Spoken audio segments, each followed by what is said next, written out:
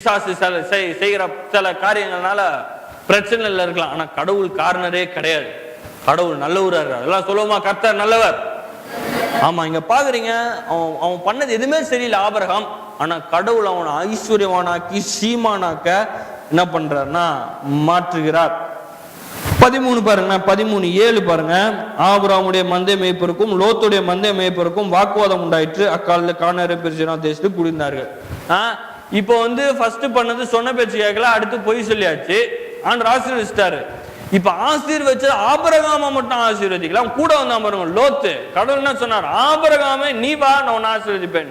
இப்ப ஆபிரகாம் கூட ஒட்டிட்டு இருக்கிறான் லோத்து, அவன் மேலே ஆசீர்வாதம் வந்துருச்சு. ஆசீர்வதிச்சிருக்கவே கூடாது அவனால. ஆபிரகாம தானே கூப்பிட்டாரு, ஆபிரகாம் மட்டும் ஆசீர்வதிச்சு விட வேண்டியதானே. ஆனா ஆபிரகாமுக்கு ஏராளமான செல்வம், ஆடு மாடு ஒட்டகம் கழுத மாடு எல்லாம் இருக்கு. அதனால லோத்துக்கும் போகுது, அது கொஞ்சம் அங்கேயும் பெருகுது. ஒரு பர்டிகுலர் டைம்ல லோத்து மேய்ப்பருக்கும் ஆபிரகாம் மேய்ப்பருக்கும் சண்டை வந்துச்சு. எனக்கு 100 ஆடு மிக்ஸ் ஆகுதுடா, இந்த 1000 எல்லாம் மிக்ஸ் ஆகுது அப்படின்னு சண்டை வருது. அந்த அளவிற்கு அங்க என்ன ஆயிடுச்சுன்னா பெருகி விட்டது. எதுக்காக திருப்பி திருப்பி சொல்றேன்னா, பண்றது தப்பு, தர வேண்டியது தண்டனை. நியாயப்படி பார்த்தா இந்த செஞ்ச அவ்வளவுக்கும் தண்டனை தர வேண்டும். ஆனால் அங்க தண்டனை வரல, இரக்கம் வருது, தயவு வருது, கிருபை வருது, ஆசீர்வாதம் கிரியை செய்யுது. திருப்பி வாசிப்போம் பாருங்க, 14 ஆதியாகமம் 14:20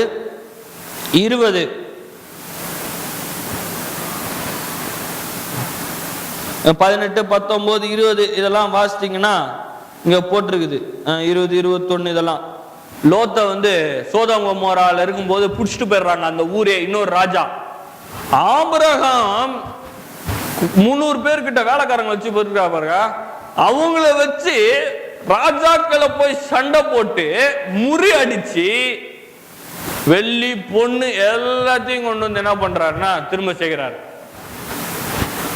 சொன்ன பேச்சு கேட்கல, பொய் சொல்லி இருக்காரு. சரி, ஆபிரகாம் ஓகே, ஆபிரகாம் ஆண்டவர் சொன்னாரு செய்யலாம். இப்போ சண்டை போடுறது யாருக்காக சண்டை போடுறாரு? அவருக்காகவா? இல்ல இல்ல, லோத்துன்னு ஒருத்தர் இருக்காரு பாருங்க, அவர் சோதோம் கொமோரான்னு ஒரு ஊர்ல சொந்தக்காரரு, அவரை புடிச்சிட்டு போயிட்டாங்க அந்த ஊர்ல இருக்கிறவங்கள. அதுக்காக இவர் போய் சண்டை போடுறாரு. ஆண்டவர் என்ன சொல்லிருக்கணும்?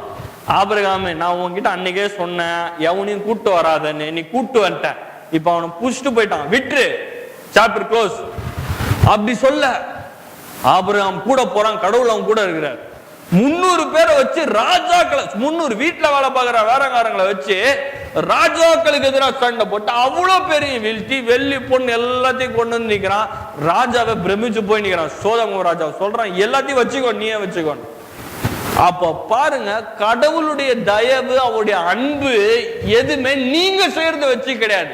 அவர் அன்பா இருக்கிறார், அவர் தயவுள்ளவரா இருக்கிறார், அவர் உங்கள் மேல் மிகுந்த மிகுந்த அன்புள்ளவராய் தயவுள்ளவராய் உங்களை நேசித்து உங்க மேல அன்பு செலுத்தி உங்களை உயர்த்த விரும்பி உங்களை ஆசீர்வதிக்க விரும்பி என்ன பண்றாரு?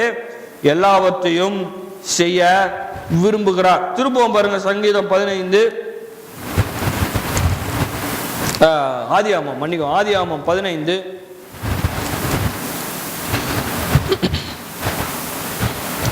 அப்போ இங்க பார்க்கும்போது இப்ப என்ன பார்த்துட்டு இருக்கிறோம்? நம்ம செய்யறத வச்சு கடவுள் நம்ம மேல அன்பா இருக்கிறது கிடையாது. இதேதான் புதிய உடன்படிக்கையிலே நடக்குது பாருங்க. கடவுள் இப்படிப்பட்டவர் தான். அந்த படத்தை தான் நான் உங்களுக்கு இன்னைக்கு கொடுக்க விரும்புறேன். கடவுள் அன்புள்ளவர், அவர் பாவத்தை வெறுக்கிறாரு, ஆனா மனுஷனை நேசிக்கிறாரு. அவன் மிகுந்த தயவுள்ளவரா இருக்கிறாரு. அவன் செஞ்ச தப்ப வச்சு அவனை அடிச்சு அவனை ஒண்ணுமில்லாக்கி அவன் வாழ்க்கையில உருவிடக்கூடாதுன்ற பண்றவர் கிடையாது. ஒருவேளை மனுஷன் தப்பு செஞ்சிருந்தா கூட அவனை மன்னிச்சுட்டு அவனை மறந்துட்டு அவனுக்கு நல்ல வாழ்க்கையை கொடுக்க விரும்புறாரு. ஒருவேளை நீங்க தப்பு பண்ணிருக்கலாம், உங்களுக்கே தெரியுது நீங்க தப்பு பண்றீங்கன்னு. நான் சொல்றேன், நீங்க பாவி நீங்க அப்படின்னு சொல்லி நீங்க குற்ற உணர்வு பட வேணாம்.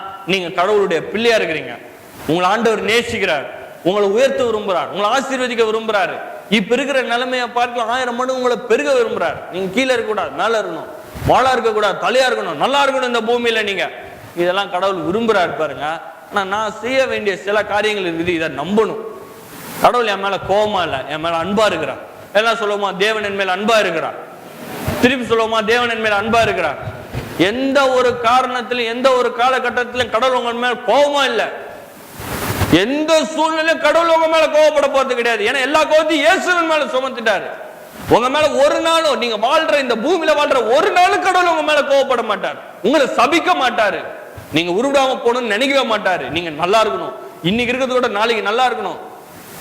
அததான் என்ன பண்ண போறாருன்னா கடவுள் நினைக்கிறார். இங்க பாப்போம் பாருங்க, 15 ஆதியாகமம் 15ஆம் அதிகாரம் 1 பாருங்களேன்.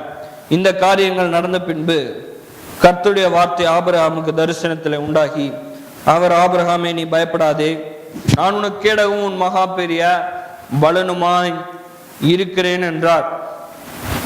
பார்க்கும்போது இவ்வளவு எல்லாம் ஆபிரகாம் எல்லாம் நடந்துட்டு இருக்கு பாருங்க. ஆனா என்ன ஆகுதுன்னா, ஆபிரகாமுக்கு குழந்தை இல்லை.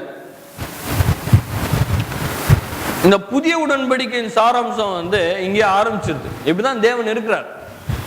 அவர் சொல்றாரு பாருங்க, நான் உனக்கு கேடகமும் நான் உனக்கு மகா பெரிய பலனுமாய் இருக்கிறேன். நம்மள எதுவும் செய்ய சொல்ல. ஆண்டவர் என்ன சொல்றாருன்னா, இங்க ஆபிரகாம் கிட்ட என்ன சொல்றாருன்னா, நான் உனக்கு செய்வேன், நான் உன்னை பாதுகாப்பேன், உன்னை ஆசீர்வதிப்பேன், உன்னை உயர்த்துவேன், உன் பேரை பெருமைப்படுத்துவேன், நான் உனக்கு எல்லாத்தையும் செய்வேன், இதை நீ நம்பு. இதுதான் புதிய உடன்படிக்கை. நம்மளும் அப்படிதான் வாழணும். நம்ம இன்னைக்கு நம்ம ஜெபிக்கலாம், நம்ம ஆலயத்துக்கு வரலாம், தசமம் கொடுக்கலாம், உபவாசம் போடலாம், நம்ம எல்லாமே செய்யலாம் பாருங்க. ஆனா அதை பெருமை பாராட்டிட்டு இருக்க கூடாது. நான் உபவாசம் போட்டிருக்கிறேன், நான் வேதத்தை வாசித்துட்டு இருக்கிறேன். வேதம் வாசிக்கலாம், எல்லாமே நம்ம நன்மைக்காக தான் செய்யறோம். நம்ம இன்னும் ஆண்டவர் குறித்து அறிந்ததுக்காக தான் செய்யறோம். ஆனா நம்ம செய்யறது எதுவுமே ஆண்டவரை இன்னும் அன்பு செலுத்த வைக்காது. அவருடைய முழுவதுமான முற்றிலுமான அன்பை ஏற்கனவே நம்ம மேல காட்டி விட்டார். அதனாலதான் இன்னைக்கு நம்ம நல்லா இருக்கோம், வாழ்ந்துட்டு இருக்கிறோம். அதனாலதான் இப்போ இந்த அதுதான் இங்க சொல்ல வர்றாரு பாருங்க. பயப்படாத, நான் உனக்கு கேடகமும் உனக்கு மகா பெரிய பலனுமாய் இருக்கிறேன். அப்போ இதுதான் பாருங்க ரொம்ப முக்கியமான காரியம். உங்க வாழ்க்கையில நீங்க ரொம்ப முக்கியமா அறிஞ்சு கொள்ள வேண்டியது என்னன்னா, தேவன் உங்கள் பட்சத்தில் இருக்கிறார். தேவன் உங்களுக்காக எல்லாவற்றையும் செய்வார். கடவுள் ஆண்டவர் செய்வாரு. பிரச்சனைகள் இருக்குங்களா, ஆண்டவர் மாத்திடுவாரு. கடன் பிரச்சனையா இருக்கா, ஆண்டவர் இந்த கடனை அடிச்சிடுவாரு. வியாதியா இருக்கீங்களா, கடவுள் எல்லாத்தையும் உங்களை சுகமாக்கிடுவாரு. எல்லாமே சரியாயிரும். ஏன் எல்லாமே சரியாயிரும் சொல்றேன்னா, எல்லாத்தையும் செஞ்சு முடிச்சிட்டார். இன்னைக்கு நான் அதை அறிஞ்சு கொள்ளணும், நான் அதை நம்பணும். அப்ப என் வாழ்க்கையில் அது நடக்குது. இன்னைக்கு ஏதோ செய்யறது கிடையாது. கல்வாரி சிலுவையில் எல்லாத்தையும் செஞ்சு முடிச்சிட்டாரு. செஞ்சு முடிச்சதை என்னைக்கு நான் நம்பி அதை ஏற்றுக்கொள்ளி அதை விசுவாசிக்கணும், அது என்னுடைய வாழ்க்கையில் அது நடக்க ஆரம்பிக்கிறது. இங்க 15-14 பாருங்க. 15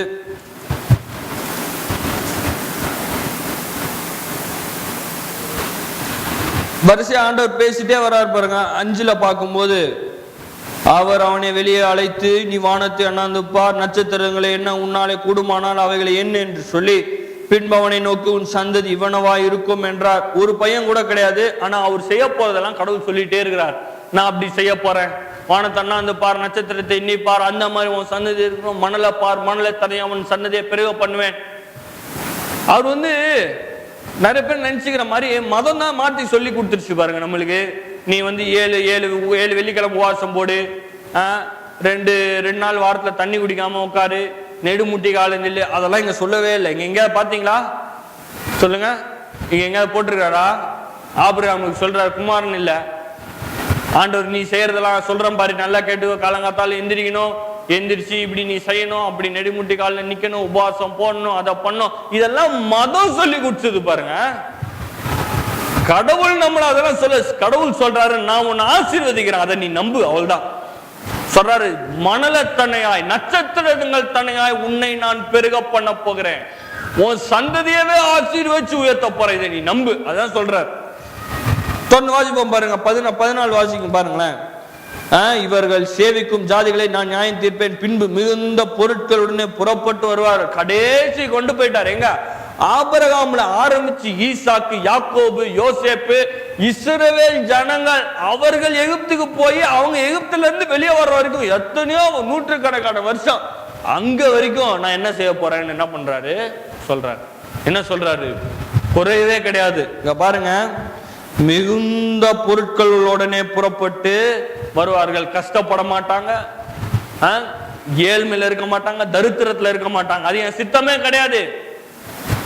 மிகுந்த பொருட்களோட என்ன பண்ணுவாங்க, புறப்பட்டு வருவார்கள். ஒருத்தன் கூட பலவீனமா இருக்க மாட்டான், ஒருத்தன் கூட வியாதியில இருக்க மாட்டான், ஒருத்தன் கூட ஒண்ணு இல்லாம இருக்க மாட்டான். ஏன்னா அவர் அன்புள்ளவரா இருக்கிறார்.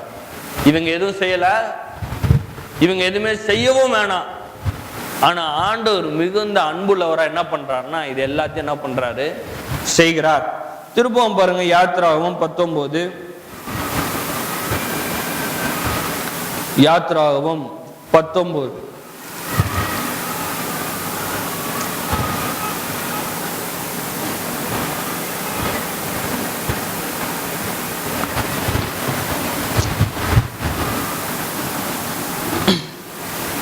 இப்படிதான் நடந்துட்டு இருக்கு. கடவுள் இப்படிப்பட்டவரா இருக்கிறாரு. நடுவுல எங்கேயோ நியாயப்பிரமாணம் கொடுக்கப்படுகிறது, சட்டம் மாற்றப்படுகிறது. அதான் பாயிண்ட். இப்ப நம்ம வரோம் அங்கதான். கடவுள் இப்படிப்பட்டவர் தான். அவர் நம்ம செய்யறத வச்சு நம்மளை ஆசீர்வதிக்கல. நம்ம என்ன நல்லது செஞ்சோம் இன்னைக்கு நம்ம கடவுள் ஆசீர்வதிக்காரு. அப்பெல்லாம் ஒண்ணும் பெருசா நல்லதெல்லாம் செய்யல. கடவுள் நம்ம நண்பா இருக்கிறார். அவருடைய தயவு பெருசு. மிகுந்த இயற்கைக்கு அப்பாற்பட்ட விதத்துல நம்மளை ஆசீர்வதிச்சு உயர்த்தி நம்மளுக்கு நல்லது செஞ்சிருக்காரு. நம்ம என்ன செஞ்சோம், எதுவுமே செய்யல. அப்படிதான் கடவுள் ஆதியாகமத்துல மனிதனை உண்டாக்குனதுல இருந்து செஞ்சுட்டு இருந்தாரு. ஆனா நடுவுல எங்கேயோ என்ன ஆயிடுச்சு, சட்டம் மாறப்பட்டது. அது எங்க மாறுச்சு, அதுதான் பார்க்க போறோம் பாருங்க. 19